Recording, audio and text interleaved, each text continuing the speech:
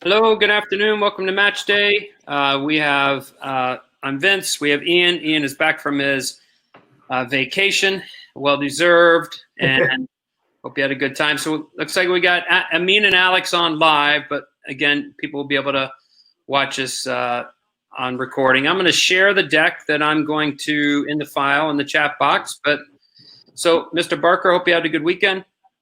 Yeah, I did. Thank you. I've gone through the deck already. I actually did some prep on this one, Vince, and I've got my answers ready for all three of the scenarios. All right. I did watch Man City on Saturday and was hugely disappointed. Yeah. And wished that he had played David Silva and Bernardo Silva. That would have been much, much better, in my opinion. I don't think anybody can touch Bayern Munich. So I think Bayern Munich is my huge favorite. They just dismantled Barcelona. That was, jeez. Yeah. Well, good. Well, hey, it looks like we got another person on. It might be Casey. I'm not sure, but we shall see. So, no, we got Andrew Simpson. So from Florida. But let's go ahead and we'll start this little tactical scenario. And again, I shared the file in the chat box. So, boss, I'm going to, and anybody that wants this, we can go from here. So, boss, in the chat box, Alex asked how my vacation was. Alex, you're 11, so there's only so many things I can tell you about it. But you might want to Google what a winery is and a brewery is, because if you can Google those, then you'll know what my vacation was like. Oh, that's good that we're PG-13 here. Yeah. So, very good. Well, Coach Barker, so I decided to go defending this route this time. And they all build off of each other, right? These three scenarios. So it doesn't really matter what you choose or what the audience feels. There's a lot of different choices. So it's interesting, right? So what is the score? What is the disposition of the Blues, right? So there's only so much information. So would I step out to the ball here based on the shape of my team and the shape of the opponent? Right. Would I move square and tuck in, or would I drop down and make it extra compact? Yep. And when I looked at it, not having a score and so on and so forth, I did look and see that my midfield seems like we got a couple of guys caught wide over here, which I felt was a problem. Yes. So as Alex and Amin and Andrew and whomever else wants to type in a letter in the chat box, please feel free to type in a letter, and I'll tell you what an old English centre back like me would have done. So please feel free, guys, to drop a letter in if you have a chance. Yeah. Yep. Well, actually, they look like Barcelona's defending unit there, don't they? Jeez, yeah. Holes everywhere. Swiss cheese. So I think I would get me caught out of position. And look, and if I leave that space, they have that entire flank to themselves. So that would be a tough one. B is conservative. It keeps play in front of me, but I have vacated this space, so I think this becomes live, and this guy here becomes live. So B flattens out and can allow a ball to get played behind me. So my preference, it's in line with Alex, it's in line with Andrew, is this one. So this one is the one that keeps this guy in front of me. It keeps this guy in my eye line and would allow me to adjust out to him should I need to. And it begins to thicken up the center of the field where we seem to be light. So I think Amin is right. So when we look at the principles of play for defending, that would be pressing. There is no real opportunity to cover. So I think if I drop in here, I'm creating a balancing situation, and I'm absolutely making the team more compact. Yep. And I'm demonstrating constraint because I'm not really in a position to go high press until I start seeing some recovery on this side of the field. Yes. Yep. I mean, especially if you're up a goal, right? Then you need to protect it, and you need to get as compact as possible. So, no, that's good. So it seems like everybody is in the same line as you. So Well, I would actually say though, Vince, we can go back a second. Yep. Even if we were losing, flying at this player and then just getting played around isn't going to help you, right? It could get it to 2-0 just as quickly as so. At some point, you get everybody back in, and this would be if you were trailing. You get everybody back in, and once you're together and compact, then you can go press and have that better opportunity. So I think you sacrifice a few minutes of organization to get yourself where you need to be. Yeah, absolutely. Yeah, and well, we'll get to the next scenario. So yeah, they are out of balance, the Blues, and just too many possibilities. But the reason why I put A in there is because I see a lot of kids do that, right? I see a lot of kids go to the ball, and they don't think about let's drop and let's protect the middle, right? Or let's protect at least until we need to. So, yep, Amin is right. Following pressure, cover and balance, getting compact is a priority. Absolutely. So, well, I think if Alex, because we have our 11-year-old on here, if you can, you get the opponent's head down and you go to win the ball. That's your number one job. But when that cannot be achieved, what is the next best option? So as coaches go through it with younger players, I mean, if you're playing 4v4 with 8-year-olds, it's all about pressure, right? There's no cover, there's no balance, there's no compactness. But as we get older, we've got to read these situations for sure. Yep, for sure. By the way, we got Mr. Ian Bainbridge. Ian McCallum. Ian McBainbridge. Ian McBainbridge from Ian McCallum from Bainbridge Island. Thanks, Ian, for coming on. I did not sleep well last night, but okay. So the ball went in, as you can see, right to the. Sorry, let me get rid of that. The ball goes in, and now the center back has a dilemma. But you can see players are starting to come in a little bit, still not quite where they should be, but the backs have shifted a little bit from the previous one, as have the forwards a little bit for the red team. So your question now is for the center back, right? So now that decision has to be made. So, Vince, if we were all US soccer on the bit, we should have little arrow tips, right, on the triangle so we know which way they're looking. Yeah. But given that the scenario says that this player is going to step up, right? That's the scenario. Yeah. So we would certainly hope and assume that's based on people tucking and pinching here for sure. But we're not asking can he stay. We're saying that he or she is gone. Yep.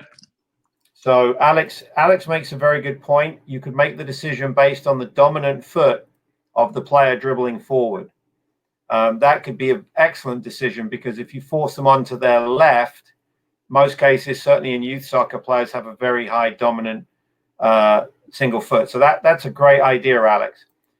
Assuming we're at a high level or a good level, I think it's very difficult for players to head straight at the player because you're basically saying to the player, you can take me on to the left or the right. I don't really care.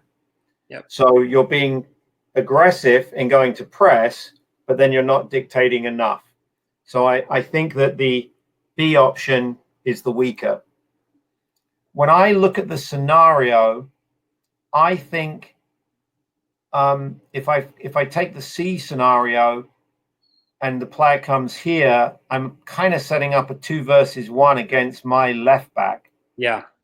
So although very often in youth soccer we tell them to force outside, my preference is here because I've probably got more cover coming across and the area gets more congested. So I think for me right now, and I'm interested to see what Alex and Ian and the other guys say, I kind of like A based on what I see. Yep. Agree. And especially if that player is, right foot dominant, then forcing she or he to their left foot, right, helps to keep it in. And, like you said, you might get more cover from that 4, that other center back. So, okay. So basically the player decides to step up, right? So to force outside really is what this player did, right? So force outside. So very similar to C, right? So they chose C and not A or B. So it is what it is. So they chose C. the player with the ball knocks it off, right? Distributes it, passes it off. So now the decision is that center back after the pass is made or while the pass is being made. Is it A, do they jump back into the passing lane? B, kind of drop straight back? Or C, do they bump and turn and go with the runner? This is my favorite one, Vince. So you can do more like this. So as the guys are looking at it and thinking, and Armin and Andrew and Alex and Ian, do type something in the box for sure. I'm going to assume that this player, our defender in question, if he or she is smart, is terrified of this happening. Yes. The give and go. Absolutely terrified of that.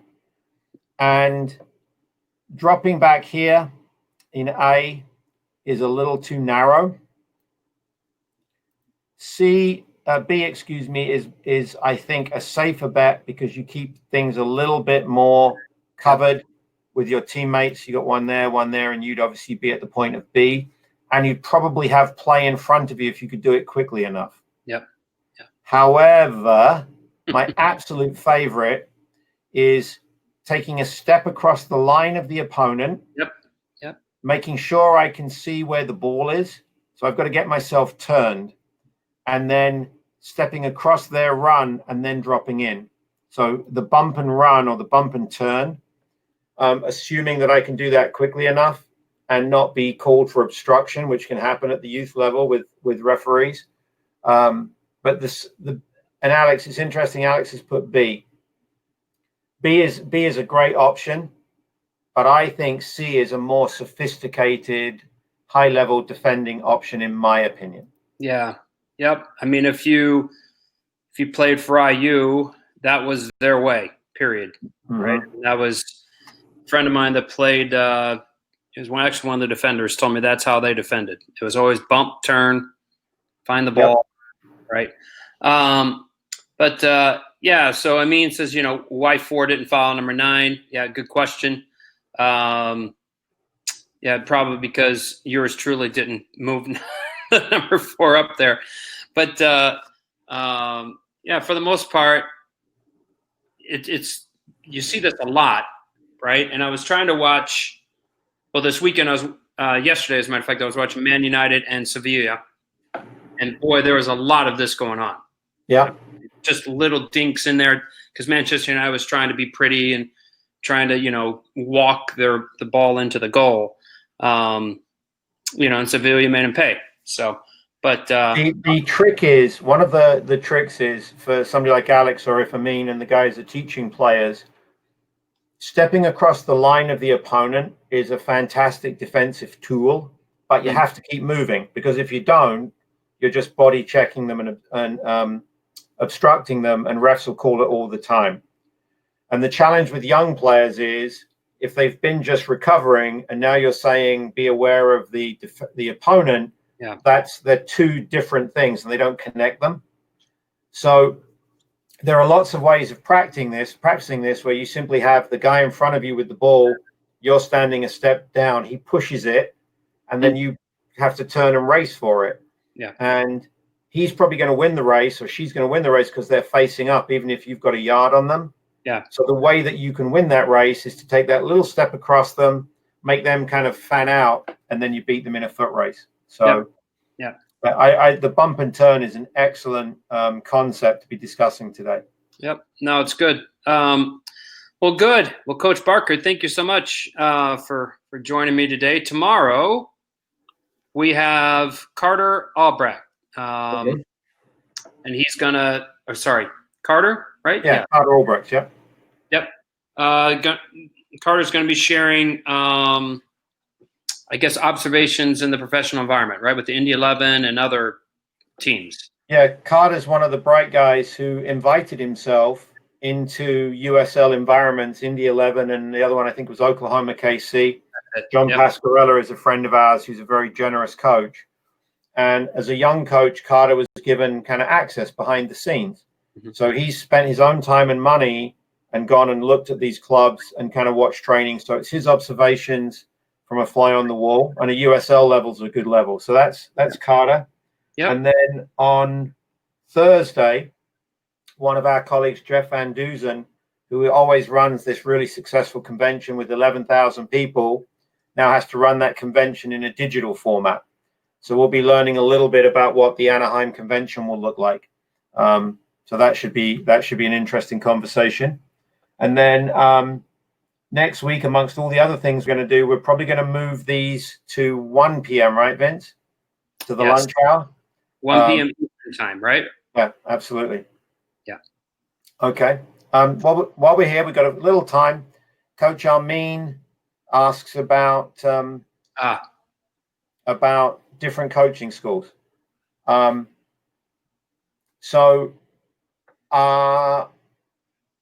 Armin, knowing a little bit about your situation, if you can get admitted to the US Soccer B, if you apply and they admit you, I would take that first.